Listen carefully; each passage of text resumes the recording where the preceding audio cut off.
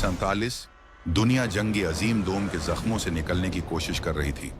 America super power बन चुका था और दुनिया एक नए दौर, टेक्नोलॉजी और खला की तरफ बढ़ रही थी। लेकिन इसी साल जून के आखिर या जुलाई के आगाज में एक छोटा सा कस्बा रॉसवेल अचानक पूरी दुनिया की नजरों में आ गया। कुछ हुआ था ऐसा जिसने न सिर्फ आम लोगों को चौंका दिया, बल्कि अमेरिकी फौज, खुफिया एजेंसियों और मीडिया को भी उलझन में डाल दिया। 2 जुलाई 1947 की एक तूफानी रात रॉसवेल के करीबी इलाके में जोरदार आवाज आई। लोगों ने आसमान में रोशनी देखी, जैसे कोई चीज तेजी से गिर रही हो। कुछ ने बताया कि वो रोशनी एक चमकती हुई प्लेट की तरह थी। और सुबह जब सूरज निकला तो एक किसान मैक ब्राजिल अपनी जमीन पर अजीब व गरीब धात के टुकड़े देखता है। ये धात आम धातों जैसी नहीं थी, वो मोड़ी जा सकती थी लेकिन वापस अपनी असली हालत में आ जाती। उस पर कोई लकीर या खराश नहीं आती थी और सबसे हैरत की बात, उस पर कुछ लिखा हुआ था। ऐसा लिखा जो किसी जबान में नहीं था। मैक ब्राजिल ने फौरन मकामी पुलिस को इत्तला दी। पुलिस ने फौज को खबर दी और देखते ही देखते रॉसवेल आर्मी एयरफील्ड ARAAF के अहलकार वहां पहुंच गए। पूरा इलाका घेरे में ले लिया गया। लोगों को करीब जाने की इजाजत ना दी गई। कुछ घंटों बाद फौज ने बाकायदा प्रेस रिलीज जारी की। हमने रॉसवेल के एक फार्म से एक फ्लाइंग डिस्क UFO बरामद की है। ये बयान जैसे ही अखबारों में शाये हुआ, पूरी दुनिया में हलचल मच गई। अगले ही दिन सच बदला गया। सिर्फ 24 घंटे बाद फौज ने अपना बयान वापस ले लिया। कहा गया असल में वो UFO नहीं था, बल्कि एक वेदर बलून, मौसमी गुब्बारा था जिसे गलत समझ लिया गया।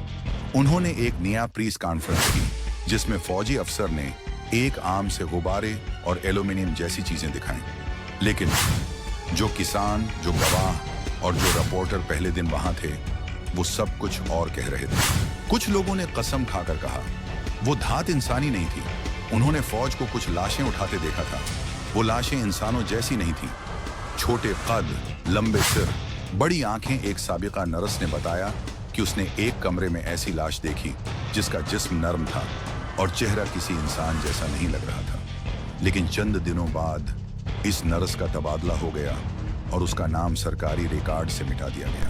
कुछ मुहक्किकीन मानते हैं कि रॉसवेल में दरहकीकत अमरीकी हुकूमत का एक खफिया तजर्बा फील हो गया था।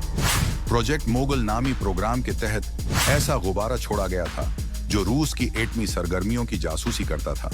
लेकिन सवाल ये है, अगर ये सब कुछ सिर्फ गुब्बारा था तो फौज ने लोगों को क्यों खामोश करवाया? ऐनी शाहिदीन को क्यों डराया गया? और 50 साल तक इस वाकये की फाइल्स टॉप सीक्रेट क्यों रही? वक्त गुजरता गया लेकिन रॉसवेल का वाकया लोगों के जहनों में बैठ गया। जिस चीज को सिर्फ एक मौसमी गुब्बारे का हादिसा करार दिया गया था, वो अब लाखों इंसानों के लिए एक नाकाबिल यकीन साजिश बन चुका था।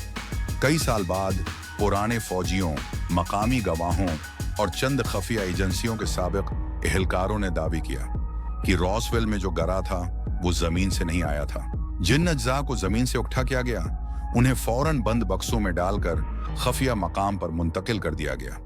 कहा जाता है कि यह सारा सामान अमेरिका की एक निहायत खफिया जगह एरिया 51 ले जाया गया। ये वही जगह है जो आज भी पूरी दुनिया में UFOs और खलाई मखलूक से जोड़ी जाती है। एरिया 51 नक्शे पर मौजूद नहीं, किसी को इसकी हुदूद में दाखिले की इजाजत नहीं, और जो अंदर है वो बोल नहीं सकता। कई लोगों का मानना है कि यहाँ उन खलाई जहाजों की जांच पड़ताल की जाती है जो रॉसवेल जैसे वाकयात में बरामद किए गए। उनका मकसद उनकी टेक्नोलॉजी को समझना और मुमकिन हो तो उसे दोबारा बनाना। साइंसदान मानते हैं कि कायनात में सिर्फ जमीन पर जिंदगी होना एक नाकाबिल यकीन इत्तेफाक होगा। क्या ये मुमकिन नहीं कि कहीं और से कोई मखलूक हमसे राब्ता कर चुकी हो, या शायद वो कई बार आ चुकी हो और हमने सिर्फ रॉसवेल में उसका सराग पाया हो? अगर आपको ये डॉक्यूमेंट्री पसंद आई तो उसे लाजमी लाइक करें, शेयर करें और फहाद बिन जालिल चैनल को सब्सक्राइब करना ना भूलें।